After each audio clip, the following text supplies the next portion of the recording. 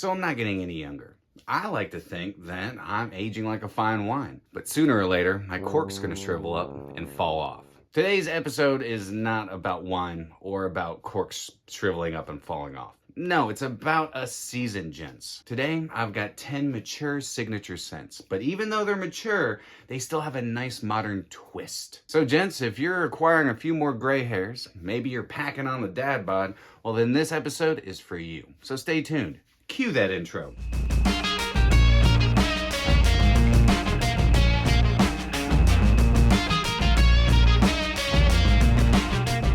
What's going on, my beautiful fragrance family? Hope each and every one of you are doing frickin' amazing today, and welcome back to My2Scents. My name is Brian, and this is the channel all about helping boost your confidence through the art of fragrance and helping you become a lasting scent memory. Isn't it funny how when you were younger, you always thought to yourself like, ugh, I don't ever want to smell like my dad or my grandpa. God, they smell old and musky. Ugh.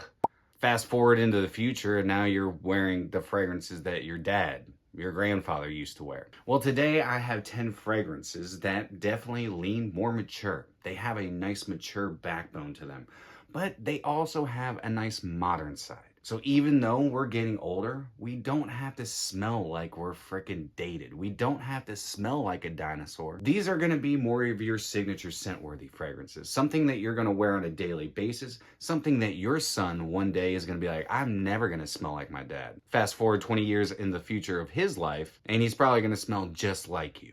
Before we get into my list, let me know, gents, what are some of your favorite mature signature scents? But even though they're mature, they have a nice modern twist to them. They have a nice modern edge. They still make you feel young, but they make you smell mature. You know what to do. Drop me a comment down below. But without further ado, let's go ahead and get into today's whiffs and sniffs.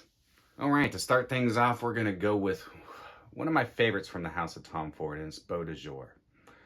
Beau de Jour is such a fantastic fragrance. Now, I believe that Tom Ford really helped design this fragrance based around Caron pour un homme. And the only reason I say that is because, well, word on the street, it's Tom Ford's signature scent. And I love Beau de Jour because of the lavender in it.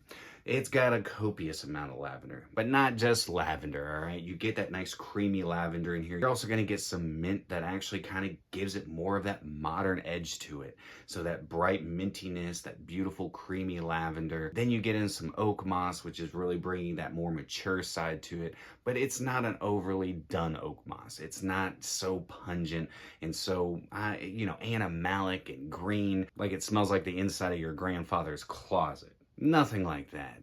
The oak moss is done very well in this. And then I get a really nice sweetness, ambery sweetness, like a vanilla sweetness. Even though I don't think there's any vanilla in the note breakdown, I believe there to be some sort of underlying ambery sweetness, putting off a bit of a creamy vanilla feel, adding to that lavender creaminess. Through and through, this is a fantastic fragrance. This is a fragrance I would love to be remembered by because it has that classic style of perfumery, but it's done very modern. It's very creamy. It's very inoffensive. And I think it's just an all-around beautiful fragrance. I know there are quite a few gents out there, probably in your teens or 20s, that are like, I would never rock Beau de Jour. You say that now, but you might be singing a different tune later on in life. Let me know, guys, what do you think of Beau de Jour? Do you think this is an awesome, mature, signature scent-worthy fragrance that has a nice modern edge to it? I do. So definitely check out your department stores and give Tom Ford's Beau de Jour a run for its money. This next one is new to my collection, and it is a new one from Roja. And this one is Apex.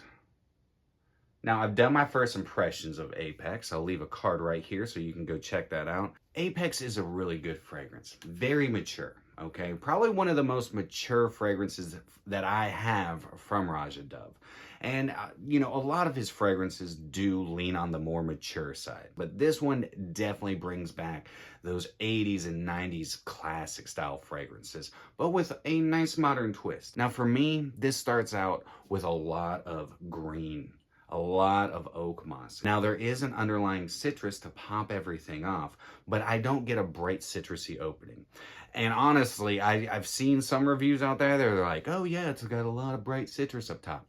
This does not have a lot of bright citrus up top to my nose. Now there is citrus, and the main citrus that I get is gonna be orange. And that citrus is really just helping support everything and getting it started. And the oak moss really takes over, but you're also gonna get this really nice like fir balsam, some galbanum, a lot of greenness. This has like an entire forest packed into this little green bottle, which I really enjoy. It takes me back to, like some have said, Chanel Antaeus or Polo Green.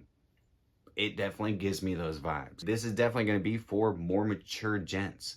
Now, as it starts drying down, this nice leather showing face, and you get not just that beautiful leather, but this beautiful benzoin, just like Roja does splendiferously. I love the benzoin that Roja puts together for his fragrances. And with that benzoin, you get some really nice musks. This is a really good fragrance. This is a very mature fragrance. It is also very expensive. So this is definitely one I say sample before you go out and decide to blind buy. Give it a test drive and see for yourself. Again, if you're a younger gent, this probably is not going to be in your wheelhouse. I would skip this and go straight to like Elysium or something along those lines. But as for us more mature gents, I think this would make a great signature scent. It gets a decent longevity. I get between that 4-5 hour mark with longevity, and that's on my skin. It's mature, but it has a nice modern twist to it. So check out. Next up comes from Zaharoff, and this one is Signature Tabac.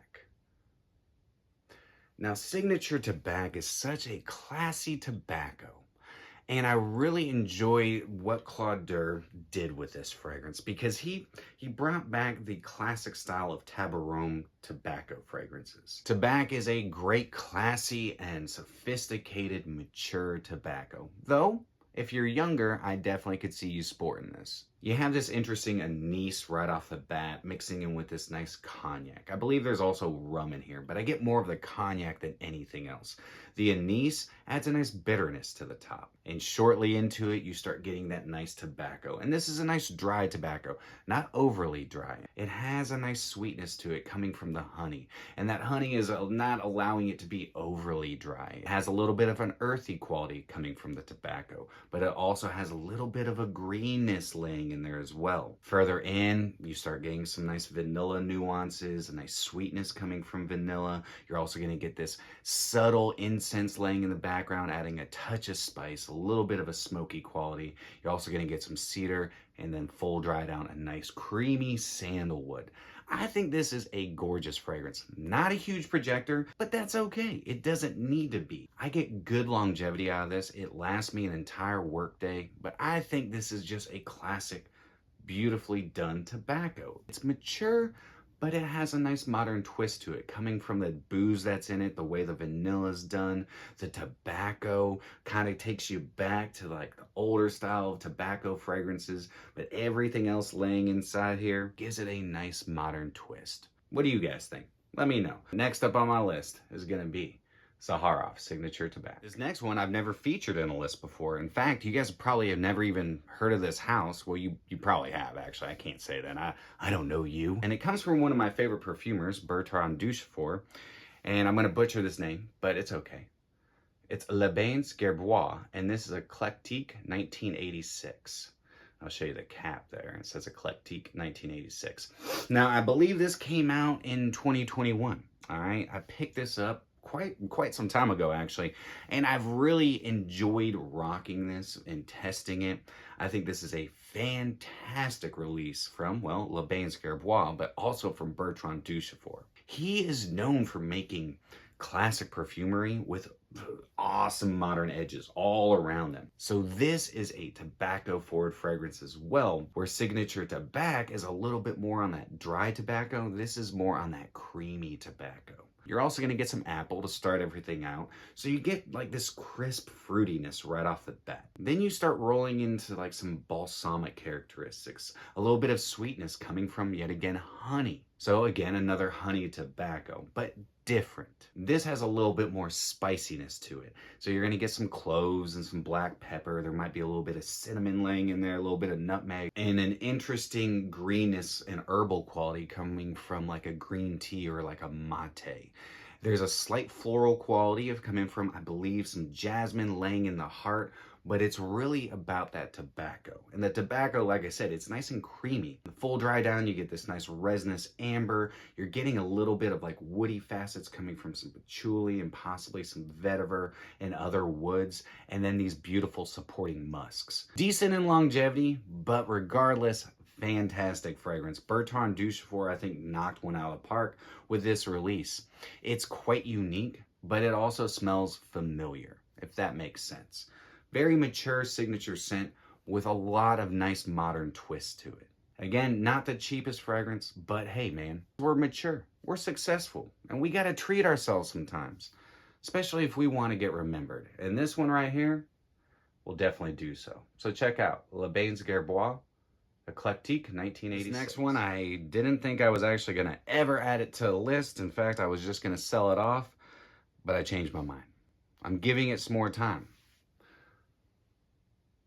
And it's the new one from Guy Laroche, and it's Drakkar Intense. I know, I'm not taking back what I said about this fragrance. It's a good fragrance. It truly is. It's not the longest lasting fragrance. It truly isn't. But Drakkar Intense, you have this really nice wormwood up top that kind of is reminiscent of root beer. Joe over at the Dry Down Lowdown has now got that stuck in my head, and every time I've sprayed this, I think of root beer. But I love root beer. I'm not saying this smells exactly like root beer, because it doesn't. If I hadn't said that, you probably would never have thought root beer. Thanks, Joe. And now, thanks, Brian. Sorry, guys.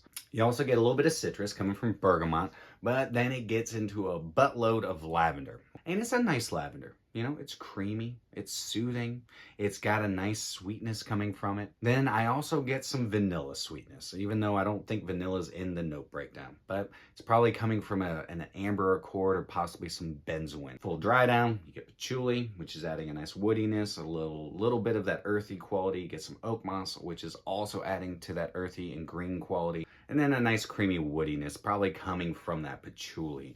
Drakkar Intense, it's a good fragrance. I set my expectations too high before I tried it. Just gonna be honest. I love Drakkar Noir, always will. Again, like I said, not long lasting. So if you do pick this up, don't go in expecting it to last for fricking ever. This is not the Ron Jeremy of the fragrance industry. Not whatsoever. But it is a good fragrance, and it does bring back that mature DNA and adds a nice modern twist to it. Makes it a lot more accessible for everyone. Drakkar Intense, for the price you can get it at, it's a good fragrance. Not gonna say it's great, but it's good and it's worth checking out. So next up, Drakkar Intense. I'm coming at you with a cheapie, a very cheap cheapie, like a cheap cheapie. That is really good. And it's Michael Jordan, and it's a legend. So you can find this at your rack stores pretty much all the time for stupid cheap, like $12.99 for 100 ml. Now this was created in 1997, and I know a lot of people out there say this is a gourmand. It has gourmand characteristics, but it's not really a gourmand to me. And it's funny that this note breakdown actually kind of corresponds with Drakkar Intense. So this starts out with some anise. So you get that sweet bitterness coming from the anise up top. So you have to be a fan of licorice, but it doesn't stick around that long.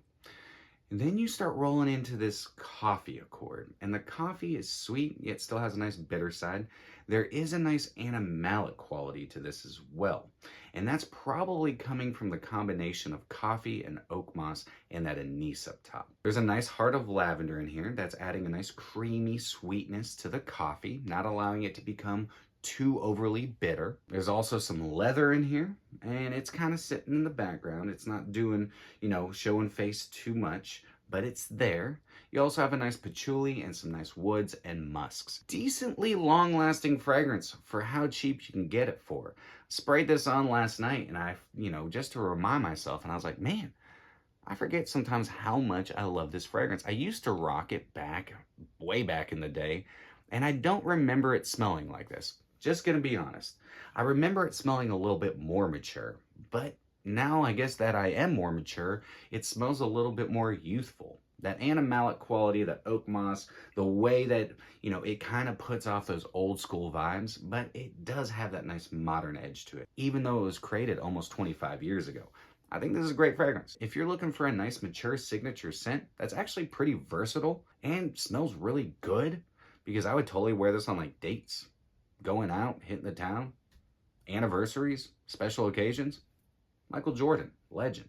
So definitely give it a whirl. See for yourself. From one of my favorite songs, from one of my favorite bands, and some might say this band is iconic, or some might just say they're the band. And it's coming from Happyland Studio, and this one's Cripple Creek. Boozy, beautiful bourbon up top, and it reminds me of Four Roses bourbon. It's sweet. It's got a beautiful woody oak quality to it. You also have, you know, almost that burnt sugar quality coming from the barrel, like the resins coming from the barrel. I think EJ did such an amazing job with this fragrance. I love the combination of rose and lime up top. I don't get a whole lot of lime, but I do get a predominant rose note. And the way the rose is done in this actually kind of gives it that more mature feel, but I love it. The bourbon is so good in this, all right? It's really freaking good. You also get a little bit of spiciness. You get that nice woodiness, almost like a nice char quality as well. But all that just kind of rounds itself into smelling like a really nice boozy fragrance. The musks are done awesome. I get really good longevity out of it, and it projects amazingly. This definitely is a mature smelling fragrance, but with some really nice modern edges to it. The Last Waltz from the band, I don't know if you guys have ever seen it. If you have, let me know. Let's talk music. But The Last Waltz, I could totally see the entire band wearing this fragrance during that concert. It smells of class and sophistication, but like you're taking time off. This smells like retirement. And I know a lot of you out there are like, what? Yeah, it just smells like you've accomplished your life, and now you can just sit back, relax, sit on your front porch, sit in your rocking chair, and enjoy life.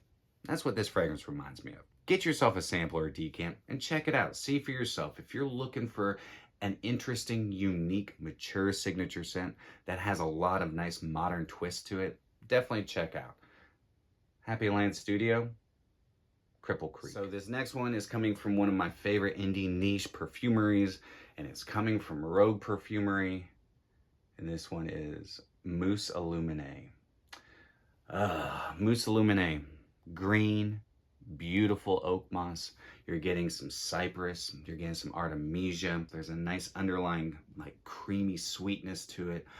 It's got a lot of that old school style perfumery.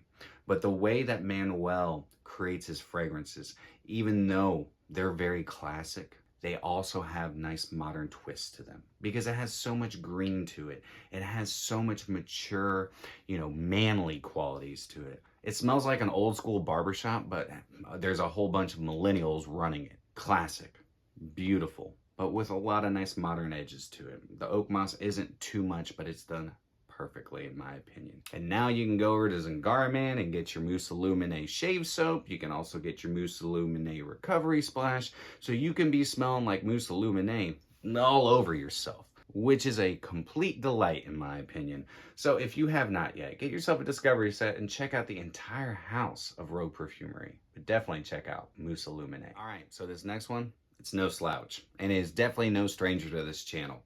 And it is one of my favorite fragrances that I've picked up in quite a long time. And it's coming from the house of Fragrance Du Bois. And this one is Producer Michael. Now, if you have not yet, I'll leave a card right here so you can go check out my review of Producer Michael. This thing is a freaking beast, all right? This is one of the longest lasting fragrances that I own. If you get this on your clothes, good luck ever getting it out. I still have shirts that I've sprayed this on that still smell like PM. Not BM, PM. Get your head out of the gutter. Starts out with some lemon, but that quickly fades into this beautiful mix of florals and a lot of heavy tuberose, but a lot of leather as well. So as you start flowing into that heart, this beautiful, strong leather comes out. And this is a really nice Italian leather. You also get this nice cooling juniper berry, a nice cooling and slightly spicy cardamom. There are some other spices in here as well. This really nice, clean, smoky, and slightly spicy incense.